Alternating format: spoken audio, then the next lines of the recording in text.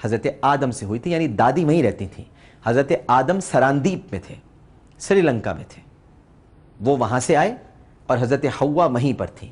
لہٰذا جس مقام پر وہ تھیں اسے جدہ کہا جاتا ہے، دادی کی جگہ. دادیوں کو نہیں بھلایا گیا. ام النبی صلی اللہ علیہ وآلہ وسلم سیدہ آمنہ رضی اللہ تعالی عنہ بنت وہب کی سیرت ان کے لخت جگر کی شخصیت کے لیے ایک اہم سرچشمہ تھی. نبی کریم صلی اللہ علیہ وآلہ وسلم نے ارشاد فرمایا کہ میں قریش کی ایک کریم خاتون کا فرزند ہوں. یہ الفاظ ماں کے لیے آپ کے پاکیزہ جذبات کے مظہر ہیں. حضرت اسماعیل علیہ السلام کی والدہ ماجدہ نے اپنے معصوم فرزند کے لیے پانی کی ضرورت کے لیے بےتابی ظاہر کی تو آب زمزم عطا ہوا، اور اسلامی دنیا کے لیے حج کے دوران سعی کرنا واجب ٹھہرا. اسی طرح حضرت عیسیٰ علیہ السلام ان کی والدہ ماجدہ کو دونوں جہانوں کے لیے نشانی بنایا گیا، تو انبیاء علیہ السلام کی ماں میں آخری کڑی حضرت آمنہ بنت وہب کو ہمارے حضور علیہ السلام کی والدہ ماجدہ ہونے کا شرف حاصل ہوا. ہمارے آقا رسول عربی صلی اللہ علیہ وآلہ وسلم کی والدہ ماجدہ سیدہ آمنہ رضی اللہ تعالی عنہ کا نسب اقدس اس طرح بیان ہوا ہے جو میں اب آپ کے سامنے بیان کرنے والا ہوں. آمنہ بنت وہب بن عبد مناف بن زہرہ بن کلاب اور حضرت سعد بن ابی وقاص رشتے کے اعتبار سے نبی کریم صلی اللہ علیہ وآلہ وسلم کے ماموزاد بھائی تھے. روایت یہ بھی ہے ناظرین کرام کہ غزوہ احد میں رسول کریم صلی اللہ علیہ وآلہ وسلم کی حفاظت میں پہلا تیر آپ کے ننیحال کے رشتہ دار یعنی حضرت سعد بن ابی وقاص نے چلایا، اور غزوہ بدر میں جب ان کے پاس تیر ختم ہو گئے تھے تو نبی کریم صلی اللہ علیہ وآلہ وسلم ان کو میدان بدر سے تنکے اٹھا اٹھا کر پکڑانے لگے اور فرماتے تھے کہ میرے ماں باپ تم پر فدا. یہ صرف حضرت سعد بن ابی وقاص کے لیے رسول اللہ نے کہا ہے. کیوں کہا ہے؟ کیونکہ یہ ننیالی رشتہ دار تھے. ایک نسبت ہے، ایک نسبت ہے. اور یہ حضرت سعد بن ابی وقاص رضی اللہ تعالی عنہ کی محبت ہی تو تھی، مگر دراصل یہ اپنی عظیم المرتبت ماں کی نسبت سے ملنے والے ایک رشتے کا بے پناہ احترام بھی تھا. دیکھیے ہر ایک غلام سرکار کے لیے کہتا ہے، کیا کہتا ہے؟ فدا کا ابی و امی یا رسول اللہ، میرے ماں باپ آپ پر قربان. مگر سرکار اپنی ماں کی مقدس نسبت سے عطا ہونے والے ایک رشتہ دار کی محبت میں فرما رہے ہیں کہ فدا کا ابی و امی. اور یہ تاریخ اسلام میں پہلا موقع تھا کہ جب نبی کریم صلی اللہ علیہ وآلہ وسلم نے کسی کے لیے اس طرح کے پیار بھرے جملے ادا فرمائے. بی بی آمنہ رضی اللہ تعالی عنہ خوش قسمت ترین ماں، اور جناب عبداللہ خوش قسمت ترین باپ تھے رضی اللہ تعالی عنہ. ان کی قسمت پر بنی نوع انسان ہمیشہ رشک کرتی رہے گی. خالق کائنات نے اپنے حبیب کی نسبت سے جو مرتبہ ان کو عطا کر دیا، اب وہ دنیا کے کسی اور ماں باپ کو نہیں مل سکتا. یہ مقام، یہ مرتبہ، یہ فضیلت، یہ بزرگی بس ان سے مخصوص ہو کر رہ گئی. سیدہ آمنہ رضی اللہ تعالی عنہ نے فرمایا تھا کہ ہر زندہ مرے گا اور ہر نئی چیز پرانی ہوگی، ہر بڑے سے بڑا بھی فنا ہوگا، میں بھی مر جاؤں گی مگر میرا ذکر باقی رہے گا، کیونکہ میں نے خیر عظیم کو چھوڑا ہے اور میں نے طاہر و طیب کو جنم دیا ہے. نبی کریم صلی اللہ علیہ وآلہ وسلم کی ولادت پر عبد المطلب کی ناقابل بیان مسرت کے بارے میں وہب بن زمعہ کی پھپھی کہتی ہیں کہ جب آپ صلی اللہ علیہ وآلہ وسلم کی ولادت ہوئی تو اس وقت آپ کے دادا حضرت عبد المطلب حتیم میں اشراف قریش کے ساتھ بیٹھے تھے.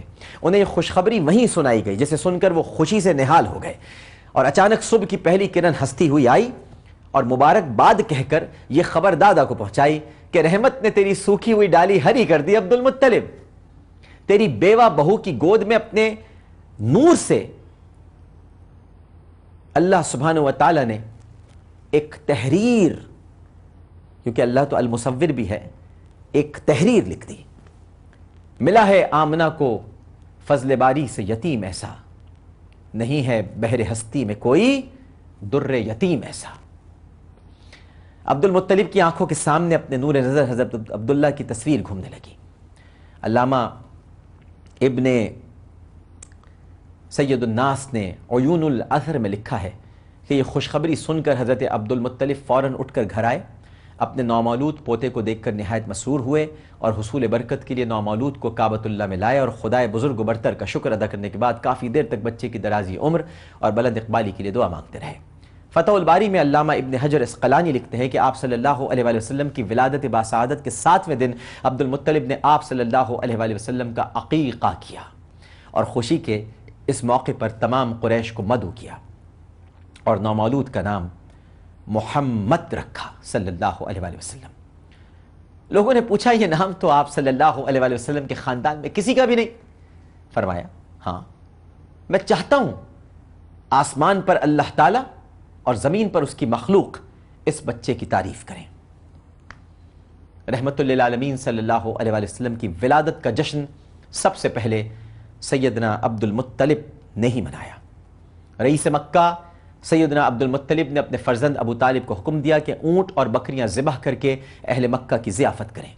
3 دن تک، شاید آپ کو معلوم نہیں ناظرین کرام، کہ 3 دن تک شہر مکہ کا جو سب سے محترم گھر تھا، یعنی کاشان نبوت، 3 دن تک شہر مکہ کا ہر فرد کاشان نبوت کا مہمان رہا۔ انسانوں کے ساتھ چرند و پرند بھی ہاشمی دسترخوان پر مہمان ہوئے اور مستفید ہوتے رہے۔ تاریخ عرب میں کسی کی ولادت پر اس سے قبل یہ اہتمام نہیں ہوا تھا۔ پوتے کی منفرد شان کی وجہ سے عبد المطلب ان کا بے حد احترام کرتے تھے۔ زندگی کا اکلوتا سہارا دنیا میں تشریف لایا تو سیدہ آمنہ کے شب و روز میں بھی نیا رنگ اور نئی رانائی آ گئی۔ گھر میں نوخیز بچے کی موجودگی، آپ تو جانتے ہیں ناظرین کرام کہ زندگی کی امنگیں لے کر آتی ہے، اور یہاں تو ایک بابرکت و مسعود وجود کی موجودگی سے زندگی کی بہار اپنی جوبن پر آ گئی تھی۔ سیدہ آمنہ ایک ماں تو تھیں لیکن ذوق سلیم رکھتی تھی، اور ایک نبی کی ماں کو یقیناً حساس و لطیف جذبات کا مالک ہونا چاہیے۔ کم سن محمد صلی اللہ علیہ وآلہ وسلم ہر وقت ایک تر و تازہ پھول کی طرح دکھائی دیتے تھے۔ اس دور کے بچے مٹی میں لتھڑے ہوئے اور آنکھیں کیچڑ سے بھری ہوتی تھی، لیکن نوخیز محمد صلی اللہ علیہ وآلہ وسلم کے بالوں میں نہ کبھی خشکی و بے ترتیبی نظر آتی تھی اور نہ آنکھوں میں معاذ اللہ گندگی ہوتی تھی۔ ہمیشہ صاف ستھرے اور پاک و صاف ہوتے تھے، کیونکہ پاک ہیں، طیب ہیں، طاہر ہیں۔ اس میں ان کا اپنا مزاج اور ماں کی دیکھ بھال دونوں شامل تھی۔ نبی کریم صلی اللہ علیہ وآلہ وسلم کے بالوں میں تیل، آنکھوں میں سرما اور چہرہ شبنم سے دھلا ہوتا تھا، کوئی لگاتا نہیں تھا، دھلا ہوتا تھا۔ کم سن محمد صلی اللہ علیہ وآلہ وسلم اپنے دادا عبد المطلب یا چچا ابو طالب کی انگلی تھامے مکے کی گلیوں بازاروں میں نکلتے تو لوگ اس آراستہ و پیراستہ گلے رانا کو دیکھ کر توجہ دیے بغیر رہ نہیں سکتے تھے۔ نبی امی کی پہلی تربیت گاہ سیدہ آمنہ رضی اللہ تعالی عنہا کی گود تھی۔